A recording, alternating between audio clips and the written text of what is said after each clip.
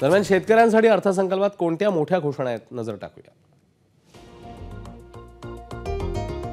पंतप्रधान धनधान्य कृषी योजनेची घोषणा झाली आहे।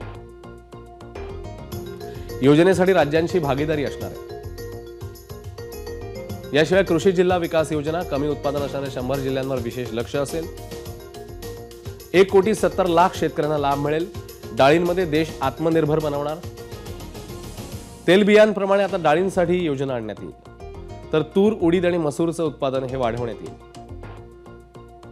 नाफेड आणि NCCF तसंच नोंदणीकृत शेतकऱ्यांकडून डाळ खरेदी। कापसाचं उत्पादन वाढवण्यासाठी 5 वर्षांचं विशेष अभियान आहे। कापसाच्या विविध जाती विकसित करण्यात येतील। किसान क्रेडिट कार्ड कर्ज मर्यादा 5 लाखापर्यंत आहे। युरिया उत्पादनात देशाला आत्मनिर्भर बनवण्याचं लक्ष ठेवण्यात आलंय। दरम्यान शेतकरी नेते राजू शेट्टींनी कृषीसाठी झालेल्या घोषणांबद्दल काय म्हटलंय बघूया। पोकळ घोषणा, मोठमोठ्या वल्गना, आत्मनिर्भर सारखे शब्द याच्या व्यतिरिक्त या अर्थसंकल्पामध्ये काहीच नाही।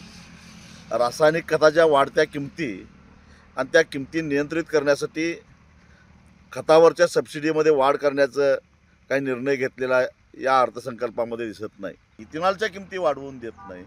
त्याचबरोबर साखरेचा जी बेसिक किंमत आहे ती वाढवत असताना सरकार कचरत आहे। मग एकूणच उद्योगाला चालना कसं मिळेल, रोजगार कसा तयार होईल। ABP माझा, उघडा डोळे बघा नीट।